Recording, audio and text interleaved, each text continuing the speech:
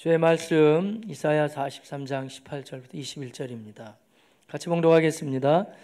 너희는 이전 일을 기억하지 말며 옛날 일을 생각하지 말라. 보라, 내가 새 일을 행하리니 이제 나타낼 것이라. 너희가 그것을 알지 못하겠느냐? 반드시 내가 광야의 길을 사막에 강을 내리니 장차 들짐승 곧 승냥이와 타조도 나를 존경할 것은 내가 광야의 물을 사막의 강들을 내어 내 백성 내가 택한 자에게 마시게 할 것임이라. 이 백성은 내가 나를 위하여 지었나니 나를 찬송하게 하려 함이니라. 아멘. 저희는 주님의 은혜 가운데 이제 한 해 2019년도를 잘 마무리했고요. 또한 새로운 한 해 2020년도를 맞이하게 되었습니다. 우리가 매년 이맘때가 되면 그래 한 해 또 흘러가는구나, 또 새로운 한 해가 시작했겠지 이렇게 생각할 수 있지만 그렇게 하면 안 됩니다, 여러분. 왜냐하면 우리가 매년 계속 살 것 같지만 그렇지 않고요. 우리가 새해를 맞이하는 이 기쁨과 또한 기대감, 그리고 하나님이 나에게 허락하셨다는 그런 막중한 책임감을 가지고 한 해 한 해를 소중하게 여기면서 그렇게 시작하고 우리 진행해 나가시기를 바라겠습니다. 생각해 보면 하나님의 또 인도하신 가운데 작년에도 한 인생을 또 마무리했던 지체들도 있고, 또 주님의 나라에 들어간 사람들, 그리고 이 해도 더 살고자 했지만은 그렇지 못한 경우들도 있잖아요. 그렇게 따지면 우리가 뭔가는 그래도 할 일이 더 있기 때문에 하나님께서 우리에게 한 해의 기회를 더 허락해 주시고 인도하신다, 이런 우리 생각을 하면서요, 새로운 한 해 정말 세월을 아껴가며 잘 사용하고 또 힘있게 시작하시기를 바라겠습니다. 그런 면에서 오늘 처음 시작하는 이 스타트의 첫 번째 예배는 굉장히 중요합니다, 여러분. 마치 운동 경기 달리기로 친다면은 스타트가 굉장히 중요하죠. 우리의 달리기 경기나 뭐 아니면 스피드 스케이팅 뭘 그런 거 봤을 때 처음에 스타트를 가지고 굉장히 신경전을 벌이잖아요. 그냥 땅 하는 것과 동시에 처음에 어떻게 스타트를 하느냐에 따라서 그 달려가는 속도하고 굉장히 중요하기 때문에 그렇겠죠. 그래서 우리가 1년을 달려가는 데 있어서 이 첫 번째 주일 예배 굉장히 중요하죠, 여러분. 여러분 뭐 말씀에 항상 경청하시지만 특별히 이 시간은 더 경청을 하셔야 돼요, 여러분. 한번 옆에 있는 분들하고 격려해 볼까요?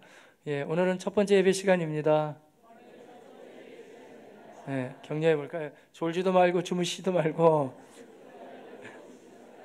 예, 시작을 잘해 봅시다.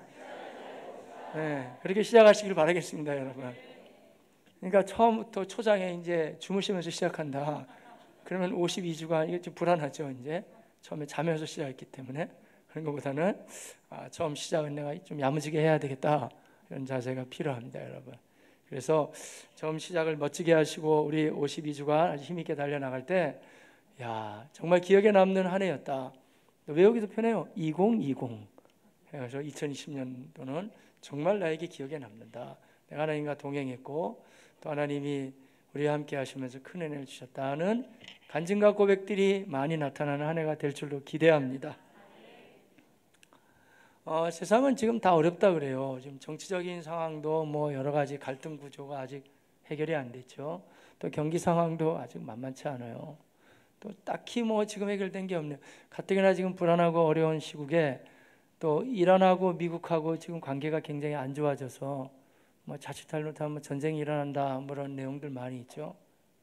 남의 나라 얘기 같은데 또 지금 거기에 전문가들은 이란의 전쟁이 터지게 되면 한반도 상황 굉장히 불안하다, 이런 얘기 많이 하거든요. 왜냐하면 미국이 그쪽에 또 신경을 쓰는 사이에 또 여기 또 문제가 생길 수 있다, 뭐 그런 얘기죠. 그러니까 사실 뭐 해만 바뀐 것뿐이지 오히려 더 불안해지고 지금 어려운 점은 많이 있어요.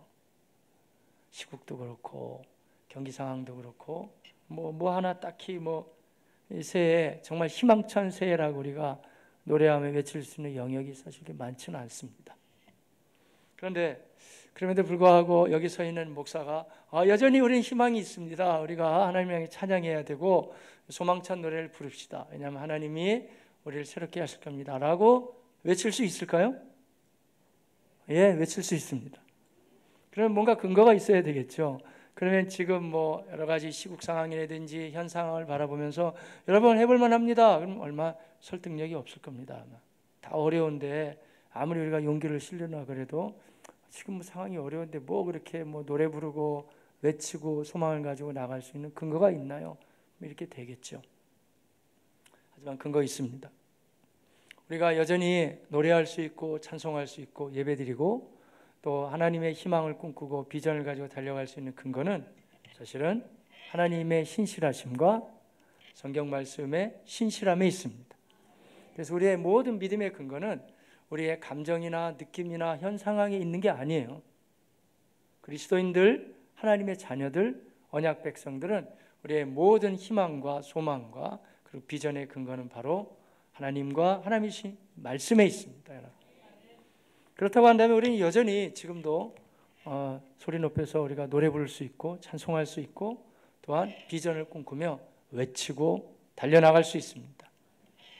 지금 시국도 어렵고 상황이 어렵다고 하지만 오늘 본문 이사야서가 쓰여질 당시에는 사실은 지금보다 더 어려웠습니다. 공교롭게도 이 당시에도 이스라엘은 남북으로 나눠져 있었거든요. 근데 북쪽 나라가 먼저 망했어요. 지금 예언할 당시에 이사야 당시에는 BC 한 690년, 근데 우에 나라가 망하기는 BC 722년에 망했거든요. 근데 그나마 남아있는 이 남쪽 남유다가 이제 희망을 가지고 하나님을 잘 믿고 이렇게 나가야 되는데 이사야서에 하면 이사야는 그런 예언을 선포하지 못했어요. 왜냐하면 상황 자체가 지금 아주 안 좋은 상황이기 때문에 오히려 반대의 메시지가 많았죠.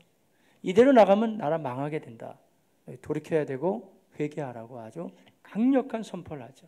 그렇지 않으면 하나님의 징계와 징벌이 있을 거라고 이제 경고를 하는 그게 이사야서예요.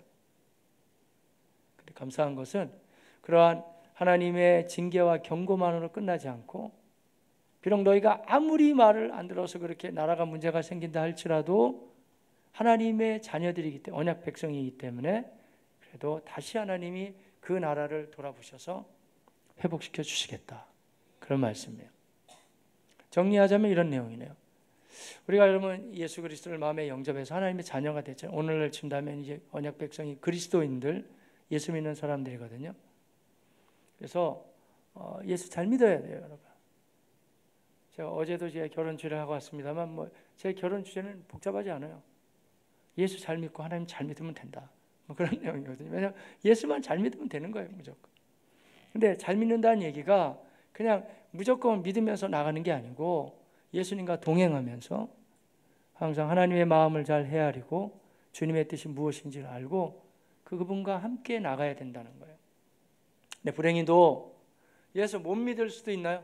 예, 잘 못 믿을 수도 있죠. 믿는 건지 안 믿는 건지 자기도 헷갈리고 남이 보기에도 헷갈리고 그렇게 믿을 수가 있어요. 그렇게 되면 하나님께서 그들에게 계속 경고하겠죠. 그런 식으로 신앙생활하면 안 된다고 계속 말씀을 주십니다. 설교자도 그런 유혹에서 빨리 벗어나야 돼요. 저 설교 잘하고 싶습니다. 잘한다는 게 뭐냐면 설교를 했을 때 성도들이 다 좋아하는 설교, 이런 설교 좋아하겠죠. 여러분, 새해에는 하나님께서 여러분에게 특별한 복을 주실 겁니다. 그리고 하나님이 역사하실 것이고 가정이 아주 잘 되실 겁니다. 아멘 하고 싶은데 분위기가 아멘할 분위기가 아니니까 지금 안 하고 계시는데, 근데 원래 이런 거 아멘하기가 편하거든요. 할렐루야, 아멘. 그래요, 목사님. 이야, 오늘 되게 은혜스럽다. 그런 말씀도 필요하죠. 왜냐하면 하나님이 그 백성들을 격려하고 세우고 하나님 복 주시기를 원하시니까. 그런데 때때로는 그렇지 않은 경우도 있어요. 지금 상황은 뻔히 보이는데 이대로 하면 그거 안 될 것 같아요. 돌이켜야 됩니다. 회개하시고 하나님 앞에 우리가 겸비해서 겸손하게 잘못한 부분에 대해서는 인정하고 고백하고 나가야 되고 고쳐야 될 부분은 고치십시오 라고 얘기를 해줘야 되겠죠. 그러니까 이사야는 두 가지 말씀이 다 들어있어요. 하나는 엄중한 경고. 그런데 이제 아무리 경고해도 말을 안 듣게 되면 결국 문제가 생기고 이제 하나님의 그 징계를 받게 되어져 있어요. 그거는 미워서라기보다는 여러분도 자녀가 잘못 나갈 때 그냥 둡니까? 그렇지 않잖아요. 아무리 후덕한 부모라 그래도 예를 들어 보세요. 자기 중학교 다니는 딸이 내가 이렇게 걸어가다 보니까 뒷골목에서 담배 피우고 있단 말이에요. 예를 들자면 여러분 딸이. 그럼 부모가 후덕하다고 거기 가서 아무 얘기도 안 하겠어요? 사랑하는 딸아, 담배가 어떻게 괜찮니? 이렇게 물어보겠어요? 한 갑 더 사줄까? 이렇게는 안. 그럼 부모는 잘못된 부부가 아주 나쁜 부모죠. 야, 그러면서 막 야단을 치겠어. 네가 정신이 있냐 없냐 이러면서 말이죠.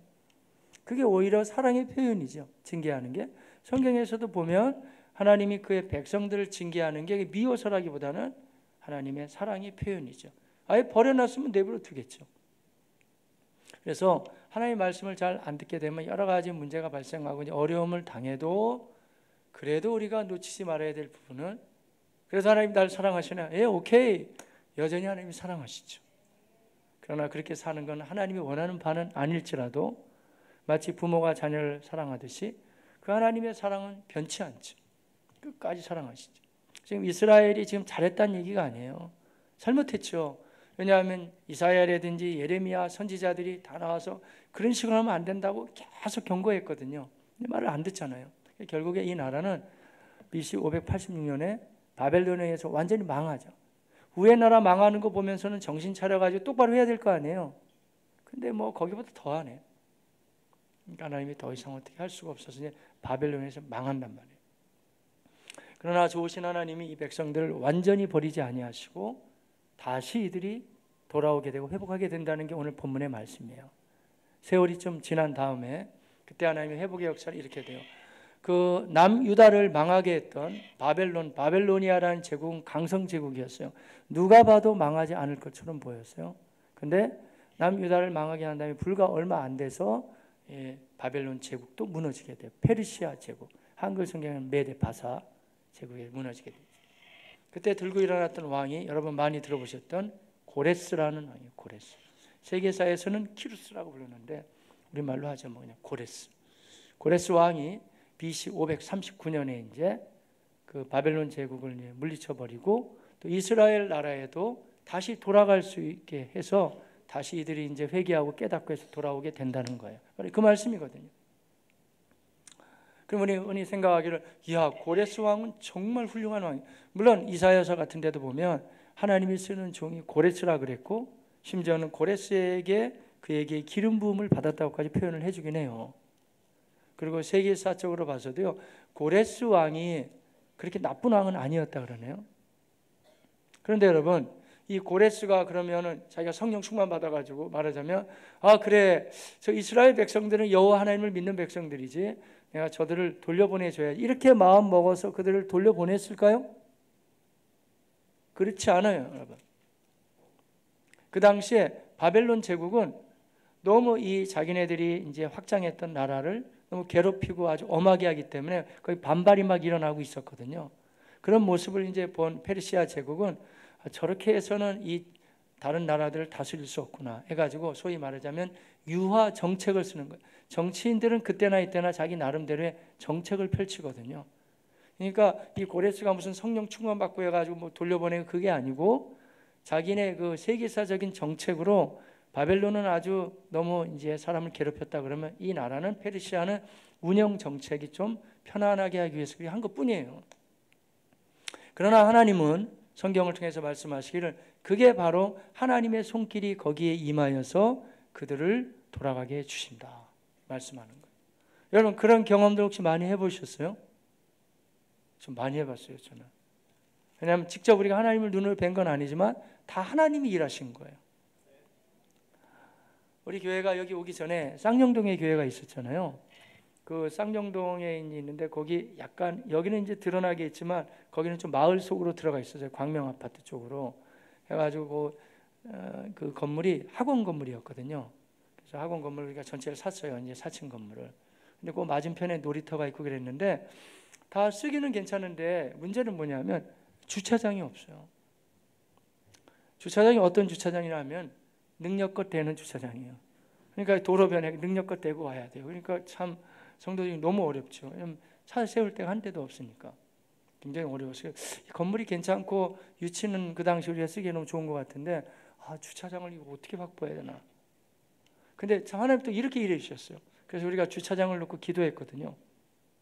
근데 그 건물 옆에 그 해성 산부인과는 산부인과가 있고 그 옆에가 뭐였냐면 천안에 불법 주차해 놓은 차들 이렇게 견인해 가지고는 그 옆에가 견인 사업소였어요. 견인 사업소. 여러 대 차를 세울 수가 있거든요.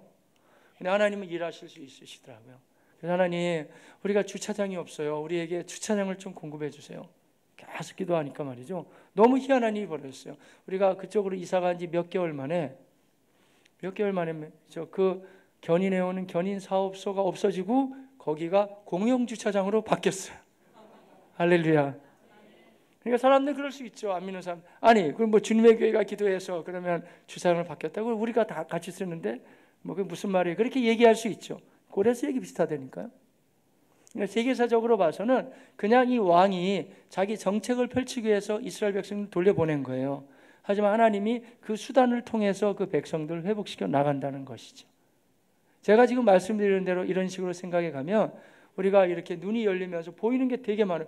그러면 그때도 하나님이 나를 도와주신 게 아닌가. 예, 한번 그런 식으로 관점을 바꿔보세요. 상당히 하나님이 우리를 돕고 인도하시고 했던 경우가 많이 있어요. 하나님을 신뢰해 가시기를 바라겠습니다. 그래서 지금 다시 본문으로 돌아가 보면 이 상황이 지금 여러분이 겪고 있는 우리 이 국내 상황이라든지 여러분의 삶의 현장 상황보다 더 어려웠으면 더 어려웠지 더 어렵지는 않았다는 거예요. 굉장히 어려운 상황이에요. 단지 지금 이사야는 지금 그 전쟁통 한복판에 있기보다는 그런 일이 펼쳐질 거라고 지금 예언을 하는 것뿐이에요. 이사야 시기는 BC 한 690년 됐으니까, 그러니까 지금 앞으로 일어날 일, 586년에 539년 일어날 일을 지금 예견하는 것뿐이지만 그대로 지금 이제 펼쳐져 나가는 거거든요. 그때 이렇게 지금 나라는 기울었고 살아가는 게 어려웠지만 그 가운데서도 하나님은 여전히 새로운 일을 행할 수 있을까요? 예, 물론입니다. 어떤 상황 속에서도 우리 하나님은 우리를 새롭게 하실 수 있고 새로운 일을 여러분 진행하심을 믿으시기를 바라겠습니다. 개인적인 상황도 마찬가지죠. 여러분 모두가 다 건강할 수는 없겠죠. 지금 몸으로 약하거나 또 여러 가지 고질적인 질병이나 또 심각한 병이 우리 몸에 있을 수도 있죠. 하지만 우리 하나님을 기대해 보십시오, 여러분. 그 가운데서도 하나님은 우리를 치료해 나가시고 또 하나님의 은혜를 새롭게 하실 수 있으십니다. 그 외에도 현대 생활에는 여러분의 마음의 우울한 마음, 내면적인 갈등 뭐 많은 게 있겠죠. 하지만 그렇다고 해도 참된 기쁨을 그분은 우리에게 주실 수 있으시고 우리를 회복하실 수 있으십니다. 그 외에도 적용하자면 많아요. 여러분의 재정적인 상황 아니면 관계의 깨어짐, 지금 내가 인간적으로 판단해서 이게 도저히 안 될 것 같지만 그러나 아무려면 지금 오늘 전쟁이 다 터져나가고 나라가 완전히 피폐화됐는데도 하나님의 방법으로 회복시켜 나가는데 주님이 뭐는 못하시겠어요? 여러분의 모든 상황을 너무 예리하게 분석적으로만 보지 마시고 우리가 믿음의 눈을 열어서 하나님의 말씀을 근거로 하나님을 신뢰해 나가시기를 바라겠습니다. 자, 그러면 이 새해에 어떻게 해야 우리가 하나님의 사람답게 하나님의 새로운 일을 진행하심에 동참할 수 있을까요? 먼저 한번 한 구절 보고 말씀을 진행할게요. 자, 19절 말씀입니다. 보겠습니다. 보라, 내가 새 일을 행하리니 이제 나타낼 것이라. 할렐루야. 하나님 말씀하시기를, 자, 너희가 지금 상황이 어렵고 힘들다 할지라도 나는 이제 새로운 일을 진행한다. 지금 뭐 끌려가고 나라가 다 피폐화되고 했다 할지라도 하나님이 새롭게 하신다는 것이에요.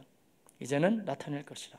우리도 마찬가지입니다. 우리가 새해 벽두에 다시 꼭 기억해야 되는 것은, 그렇다, 내 상황이 뭐 작년하고 올해하고 일주일 상관이고 바뀐 건 딱히 없지만 그러나 말씀 자체가 그렇기 때문에 하나님이 얼마든지 우리 가운데 새로운 일을 행할 수 있음을 확신하시길 바라겠습니다. 자, 그러면 이 하나님의 새로운 일을 행하심에 어떻게 우리가 이 일에 동참할 수 있을까요? 기본 자세가 필요합니다. 한 두 가지만 말씀드려보죠. 오늘 성경에 나오니까요. 그 중에 하나는 반드시 자세가 필요하다는 거예요. 우리가 작년까지만 해도 그렇고 실패하고 뭐 깨지고 어려움 당하고 뭐 이런 게 많이 있잖아요. 우리 삶에는 얼룩지고 얽히설기 막 여러 가지 복잡한 문제들이 많이 있어요, 여러분. 그러나 오늘 성경은 뭐라고 하냐면은 설령 그렇다 할지라도 지금 여기는 전쟁이 터진 상황이잖아요. 전쟁이 나고 지금 뭐 이래가지고 우리가 회복할 수 있을까? 그리고 전쟁이라는 굉장히 참혹하잖아요. 어쩌면 가족이 죽을 수도 있고 자기 몸에 상해를 당할 수도 있고 여러 가지 뭐 처참한 상황이죠. 그러나 주께서는 말씀하시기를, 하지만 그래도 자꾸 이전 일을 생각하지 말며 또한 옛날 일을 생각하지 말라. 왜냐하면 하나님이 새롭게 하시기 때문에 그렇다는 거예요. 여러분도 마찬가지예요. 저도 목회하다 보면 사랑하는 성도님들이 이제는 박차고 일어날 때가 됐는데 잘 일어나지 못하는 경우는 대부분 다 과거사 때문에 그래요. 이 과거의 얼기설기 막 그냥 복잡한 문제들이 그 사람을 막 잡아당기거든요. 그래서 우리 흔히 이런 얘기 많이 하잖아요. 내면의 치유를 좀 받아야 되겠다고. 사실 모두가 다 받아야 돼요. 안 받을 사람은 아무도 없죠.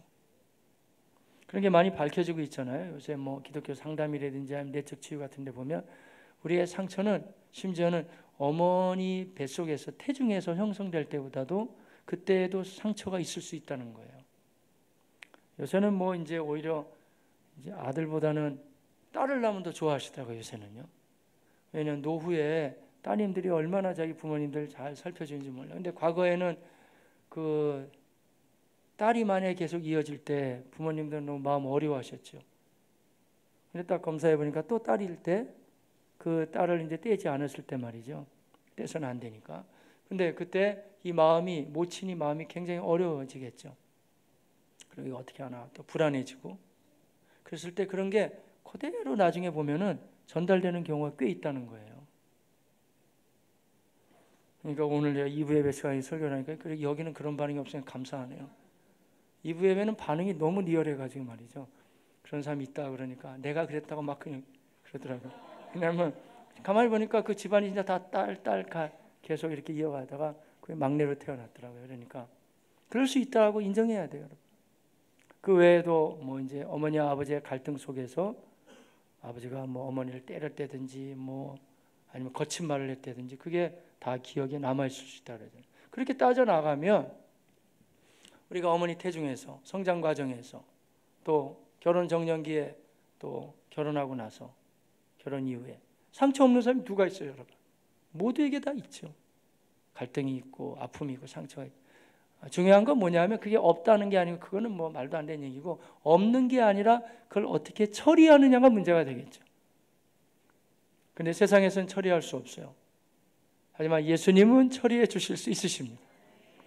왜냐하면 주님이 친히 오셔서 말씀하시기를 수고하고 무거운 짐진 자들아 다 내게로 오라.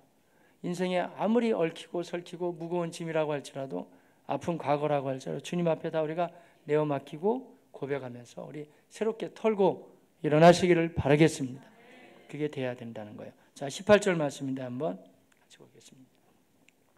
너희는 이전 일을 기억하지 말며 옛날 일을 분명히 말씀해 주시잖아요. 그러니까 전쟁통에 막 끌려가고 죽고 실패하고 그랬던 거 자꾸 기억하지 말고 우리 사랑하는 우리 성도님들 여러분 왜 또 젊은 친구들도 그렇고 시험 보고 요새 공무원 시험도 그렇고 뭐 한 번에 되기 되게 어렵잖아요. 몇 번 떨어지고 나서 또 한단 말이에요, 여러분. 근데 그것 때문에 이번에도 또 떨어질 거야 그렇게 생각할 필요는 없다니까요, 여러분. 이제 떨어질 만큼 떨어졌으니까 이제 될 거예요, 여러분. 그런 기대감을 가져야 되겠죠. 그래서 단단한 마음을 가지고 자꾸 내가 실패했던 거, 안 됐던 걸 그걸 곱씹으면서 하기보다는 아니야. 그 가운데서 하나님 나를 위로해 주셨고 인도해 주셨으니까 새 마음으로 일어날 거야. 이런 것. 오히려 어떻게 보면 살다 보면 여러분 한 번도 그냥 뭐 미끄러지지 않고 승승장구 나가는 사람이 나중에 충격이 더 크더라고요. 중간중간에 뭐 이렇게 살다가 학교에서 빵도 좀 타가지고 오고 빵은 빵점이라는 거예요. 뭐 그렇게 되기도 하고 뭐 여러 가지 좀 왔다 갔다 했던 사람이 이게 저항력이 더 있더라고요. 그리고 회복 탄력성이 좀 빨라요. 그때는 내가 빵 받아오다가 또 이제 80점 맞기도 하고 또 나중에 합격하기도 하고 그랬는데 자꾸 용기가 생기죠. 여러분. 그런 식으로 우리가 안 좋았던 기억들만 참 미안해요. 사람은 안 좋았던 기억들, 아픈 기억들만 그것만 다 추려내가지고 또 딱 생각하거든요. 어떻게 할 수 있냐면 아이들이 그렇더라고요. 여러분 자녀들도 비슷할 거예요. 보면은 그 자녀들 참 희한하더라고요. 부모가 잘해준 게 얼마나 많이 있는데 걔네들 뭐 섭섭한 거 그런 거 많이 기억하고 있죠. 그러니까 사람이 다 비슷한 거예요. 거의 다 우리가 인생 살면서 하나님이 주신 은혜가 얼마나 많이 있어요, 여러분. 네, 그런데 주로 안 좋았던 거, 내가 상처받았던 거, 아니면 힘들었던 거, 그거만 곱씹어가지고 말이죠. 그래, 그때도 어려웠으니까 또 어려울. 이런 식은 안 된다니까요, 여러분. 내가 죄악으로 얼룩져 있고 부족하고 연약해도 그래서 예수님이 오셨기 때문에 예수의 피로 말미암아 내가 새 사람이 됐고 내가 주님 안에서 새롭게 일어날 수 있다는. 그러니까 우리를 너무 괴롭게 하고 무기력하게 만들고 또 지나치게 우리가 죄로 말미암아 누르게 했던 것들을 다 고백해버리고 주님 앞에 새로운 마음으로 일어나시기를 바라겠습니다. 그래야 우리가 승리할 수가 있죠. 존 버넌이라는 사람 아세요? 존 버넌이 철로역정이라고 성경 다음으로 많이 읽힌 책이잖아요. 철로역정이. 근데 이 철로역정을 썼던 존 버넌은 그렇게 공부를 많이 했던 사람이 아니에요. 그 사람 땜쟁이. 오늘날 우리 친다면 그릇 떼우고 뭐 그러는 거 있잖아요. 그러니까 뭐 이상적인 그런 학벌이나 배경이 좋은 사람 아니었어요. 그러니까 이 사람이 근데 이 교회를 나가게 되는데, 물론 그 당시에 구라파 지역 서구는 다 이제 교회를 나갔죠. 그렇다고 다 믿음이 좋은 건 아니에요. 왜냐하면 우리도 보면 우리 자녀들 모태신앙인데 다 믿음 좋아요? 그렇지 않은 경우가 있듯이 얼핏 보기에는 거기에 다 기독교가 됐지만 안 믿는 사람도 꽤 있었거든요. 그런데 좀 버넌도 믿음이 없었어요. 근데 이 사람이 장가를 잘 갔어요. 되게 가난한 자매하고 결혼을 하게 됐는데, 이 자매가 이제 존 버넌의 부인으로 이제 시집을 올 때 하도 가난해서 가지고 올 게 없으니까 말이죠, 혼수용품으로 책을 2권을 가지고 왔어요. 아무것도 못하고 책 2권만. 그것도 헌책. 자기 친정 아버지가 보던 책을, 그래도 뭔가는 가지고 와야 되니까 책을 2권을 가지고 왔는데, 한 권의 책 이름이 평범한 사람이 천국 가는 길. 혼수용품 치고는 참 책 제목이 그렇죠. 또 한 가지는 경건의 실천이라고 하는 청교도들이 그 당시에 썼던 이 경건한 책 2권을 가지고 왔어요. 그것도 낡은 책을. 근데 그 책을 가지고 왔는데 존 버넌이 맨 이상한 책이나 보고 이 사람이 욕을 그렇게 많이 했대네요. 땜쟁이야. 그러니까 거친 일을 하다 보니까, 왜 일이 거칠면 사람이 욕설이 막 더 많잖아요. 욕을 많이 하고 삶이 거칠었어요. 그리고 책을 봐도 맨 이상한 책이나 보고 그랬어요. 근데 그래도 자기 부인이 혼수용품이라고 이 책을 가지고 왔잖아요. 평범한 사람이 천국 가는 길 뭐 이런 거. 그래가지고 이 책을 천천히 읽기 시작한 거예요. 근데 성경도 중요하지만 때로는 경건 서적이 중요하거든요. 책을 보다가 삶이 바뀌었어요. 해서 교회를 나가기는 했어요. 근데 이제 나가기는 했는데 큰 믿음이 아직 안 들어간 거예요. 그러니까 안 나가자니 불안하고 이제 나가긴 나가는 거예요. 그런 신자들 뭐라 그러죠? 나이롱이라고 그래요. 나이롱인가? 그러니까 하여간 믿음은 안 들어가고 그냥 교회만 나갔다 오는 거예요. 한번 찍고 오는 거예요. 그냥 안 나가자니 뭐 불안하고 또 자기 부인은 경건하고 뭐 이러니까. 근데 갔다 와서 뭐 했냐면 그냥 뭐 주일날 한번 갔다 오는 것뿐이 나머지 그냥 막 사는 거예요. 근데 이 당시에 영국에서 이제 그거 가지고 노름도 하고 뭐 재밌게 했다는데, 우리나라 치면 자치기 같은 거였어요. 똑같지는 않지만. 근데 그런 이제 노름을 하는데 그날도 교회 갔다 와서 재밌게 놀라 그러는데, 근데 약간 문제가 생겼어요. 왜냐하면 주로 이 나이롱 분들은 교회 가면 주로 자잖아요. 자거나 뭐 어떻게 하다 이제 오는데 그날은 도저히 잘 수가 없었어요. 왜냐하면 제가 지금 무슨 책을 보고 말씀드리면 피터 모든이라는 사람이 쓴 책인데, 존 버넌의 순례자의 영성이라는 글이 있거든요. 이 사람이 존 버넌 연구를 많이 했더라고요.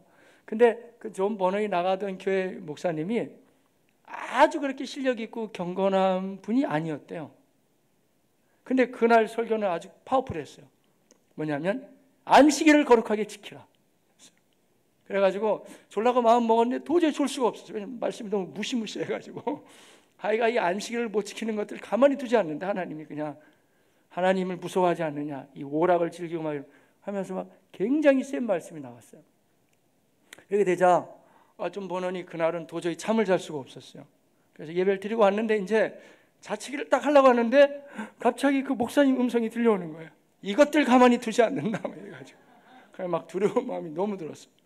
이야, 나 도저히 안 되겠다 해가지고 자치기를 못하고 이제 들어갔는데, 문제는 뭐냐면 이 두려움이 여기서 끝나는 게 아니고 계속 몰려오는 거예요. 그래서 하나님이 나같이 욕쟁이, 나같이 못난 인생, 내가 예수도 잘 못 믿고 나를 가만히 두지 않을 거야. 나중에는 말이죠, 이 존 버넌을 연구한 사람들이 하면 이 사람이 알았던 게 우울증 비슷했다는 거예요. 우울증. 오늘날 친다면 거의 우울증으로 봐요. 그래서 꼭 죽을 것 같은 거예요. 어디까지 몰려갔냐면, 야, 내가 아무리 봐도 하나님의 성령을 회방하는 죄를, 성경에 보면 성령을 회방하는 죄는 용서받지 못한다 그랬잖아요. 그래가지고 그 마음이 들어가니까 내가 하나님을, 성령을 회방하는 죄를 졌구나. 막 더 무서워지는 거예요. 해결이 안 되는 거예요. 자기의 그 나쁜 과거의 기억이나 이런 게 막 자기를 얽어매가지고 말이죠. 너무 어려웠어요, 마음이. 그래서 그 교회를 살펴보니까 아주 경건한 어르신이 한 분 계셨어요. 뭐 장로님 같은 분이겠죠. 그래가지고 어르신한테 얘기를 드렸대요. 자기 솔직한 고백이 있다고. 자기가 지금 마음이 너무너무 어려워서 나 같은 존재가 아무리 봐도 내가 성령을 회방하는 죄를 범죄한 것 같다고, 나 꼭 죽을 것 같다고. 근데 엎친 데 덮친 격으로 말이죠. 어르신 한 분이 그 얘기를 듣고 나더니 어르신이 이렇게 답해 줬대요. 내가 보기에도 당신이 성령을 회방하는 죄를 진 것 같다고. 그러니까 이제 막 더 무서워지는 거예요. 야, 난 꼭 죽게 생겼구나 했는데, 항상 말이죠. 제가 처음에도 그런 얘기를 했습니다만은 우리의 기독교 신앙은 내 느낌이나 감정이나 내 생각이나 정보에 있지 않아요, 여러분. 물론 그런 영향을 다소간에 받을 수 있지만 가장 중요한 이 방향의 이정표는 바로 성경입니다. 그래서 감사하게도 하나님이 좀 번원을 어떻게 회복시켜 주시냐면은 누구도 자기를 도와줄 수 없을 때 말씀을 펼쳤는데, 그때 요한복음 6장 37절을 보게 돼요. 내게 오는 자는 내가 결코 내쫓지 아니하리라. 이 말씀 한 절로 모든 걸 다 해결받았어요. 내가 하나님께 가고자 하기 때문에 내가 비록 더럽혀져 있고 죄인이고 부족하지만 하나님이 나를 결코 내쫓지 아니하시고 나를 품으신다고 하셨구나.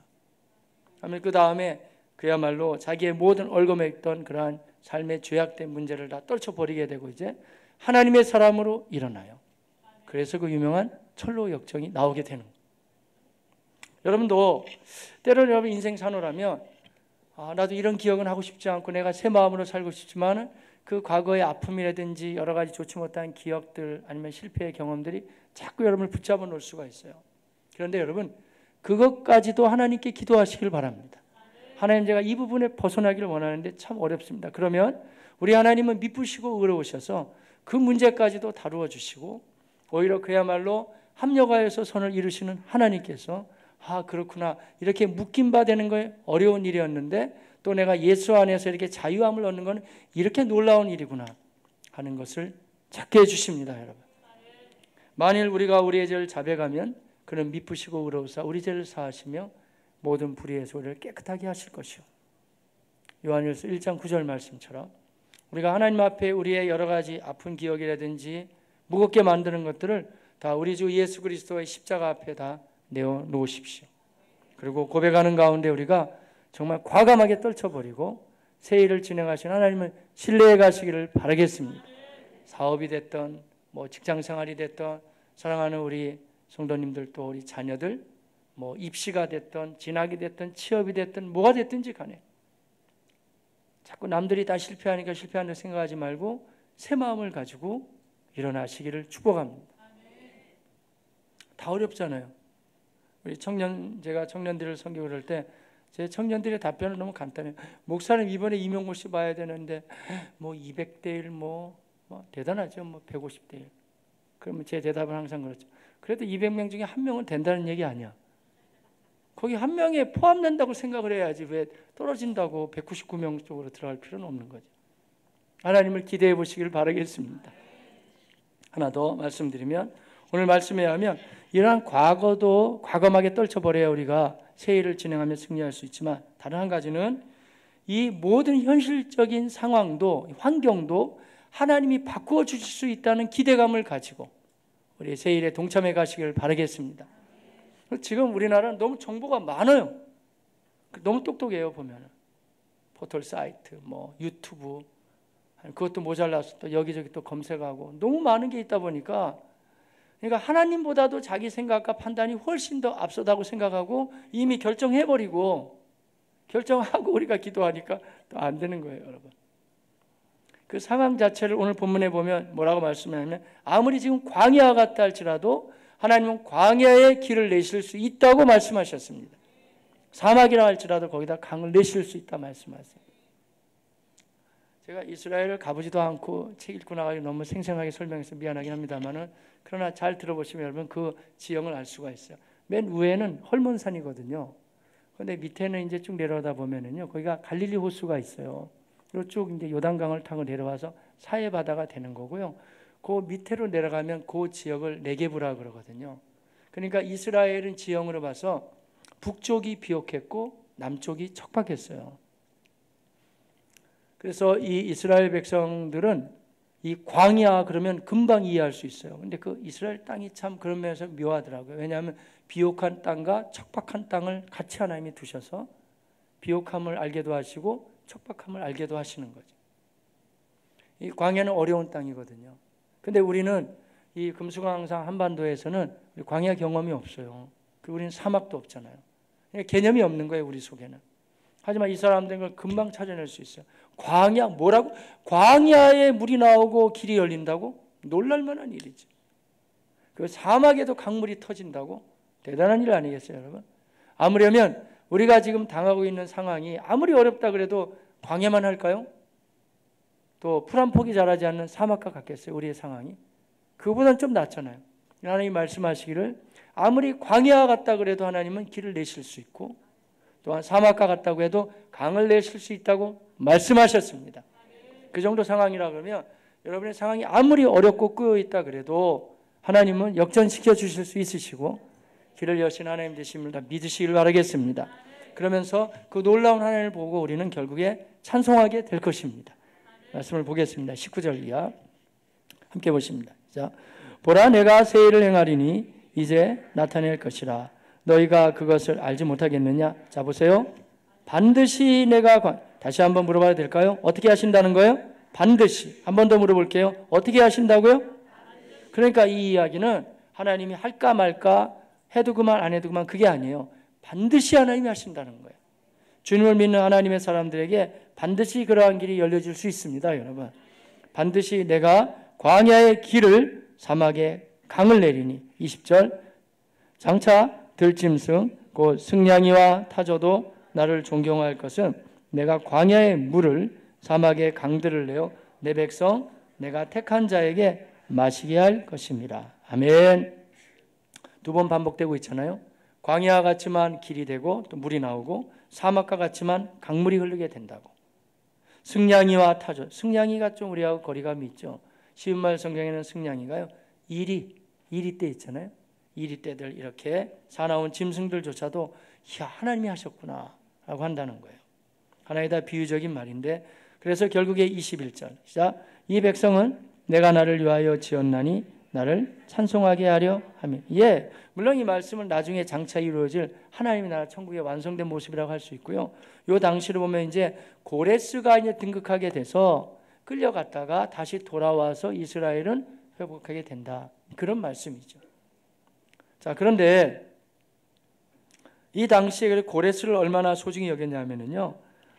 다음 장에 보면 44장 28절에도 고레스에 대하여 이르기를 내 목자라 그가 나의 모든 기쁨을 성취하리라 하며 예루살렘에 대하여 이르기를 중건되리라. 고레스를 통해 하신다는 거예요. 더 나아가서는 45장으로 가서면 1절에 여호와께서 그의 기름 부음을 받은 고레스에게 이같이 말씀하시되 하면서 그 고레스라고 하는 페르시아 제국의 왕은 다른 왕으로 등극해서 이스라엘을 다 이제 편안하게 돌아가게 해주고 이스라엘을 회복하게 된다는 거죠. 고레스가 뭐 대단한 왕이었을까요? 그렇다기보다는 하나님이 하시고자 하는 말씀이 있어서 기름 부음을 받은 자 고레스라는 표현을 쓰는 거예요. 고레스는 하나의 예고편에 불과했죠. 진정으로 기름 부음을 받으신 분이 오십니다. 그분이 바로 우리의 예수님이십니다. 그래서 고레스가 와서 이 정도 회복하는 정도가 아니라 만왕의 왕 만주의 주가 되시고 우리의 죄를 속량하시고 우리에게 영생을 주시고 풍성케 하시겠다고 약속하신 주님. 요한복음 10장 10절 말씀처럼 도둑은 어둠의 세력들이에요. 도둑이 오는 것은 죽이고 멸망시키는 것뿐이요. 예수님 말씀하시기를 내가 온 것은 여러분이에요. 양으로 생명을 얻게 하고 더 풍성히 얻게 하는 것이라고 말씀하셨습니다. 진정한 우리 주님이 우리 모두에게 이런 것을 다 회복시켜 주시고 인도하심을 여러분 다 믿으시기를 바라겠습니다. 기억해야 됩니다. 우리가 할 일이 있어요. 과거에 우리를 아프게 하고 무겁게 만들던 것들을 주님 앞에 다 내어 맡기고 우리가 과감하게 끊으며 일어나시기를 바라겠습니다. 자꾸 붙잡고 생각이 나도 더 이상 나는 여기서 매이지 않을 거야 라고 선언하십시오. 그리고 또 한 가지는 이제 이 상황을 자꾸 얘기하지 말고 그 광야 같은 땅을 강물 나오게 하고 사막도 강으로 바꿔주시는 그 주님의 은혜가 여러분 모두에게 새해에는 더 많이 넘쳐나게 될 줄로 기대합니다. 네, 함께 기도하겠습니다. 자, 여러 가지 현실 상황이 어렵다 할지라도 우리는 말씀을 붙잡고 나아가는 그리스도인들 하나님의 자녀들입니다. 우리가 함께 기도하실 때 하나님 그래요. 실패하고 넘어지고 깨지고 아팠던 과거의 기억들 예수의 능력으로 과감하게 떨쳐버리게 하여 주옵시고, 또 우리가 자꾸 죄에서 넘어졌던 부분들 새해 벽두 첫 번째 예배 주님 앞에 회개하며 나아갑니다. 만일 우리가 우리의 죄를 자백하면 그는 미쁘시고 의로우사 우리 죄를 사하시며 우리를 모든 불의에서 깨끗하게 하실 것이요, 예수님은 우리를 정결하게 하고 새롭게 하실 수 있고 또한 새 일로 진행하실 것입니다. 우리의 여러 가지 어렵고 힘들었던 과거를 이제 주님 앞에 내려놓고, 하나님 2019년도 마무리되었듯이 다 내려놓고 우리가 새 마음으로 시작합니다. 그렇게 기도하시고요. 또 한 가지, 하나님 아버지, 현실 상황이 그렇게 녹록하지 않다 할지라도 아무려면 척박한 땅 광야만큼, 그리고 풀 한 폭이 나지 않았던 사막만큼 우리가 어렵겠습니까? 혹은 아무려면 전쟁이 일어나고 터지고 피폐했던 이 땅만큼 우리가 어렵겠습니까? 주님, 이곳에서 모든 환경 자체를 바꿔주신 하나님을 신뢰하며 새해를 꿈꾸며 나아가는 우리 하나님의 사람들이 되어지게 하시옵소서. 자, 말씀을 붙잡고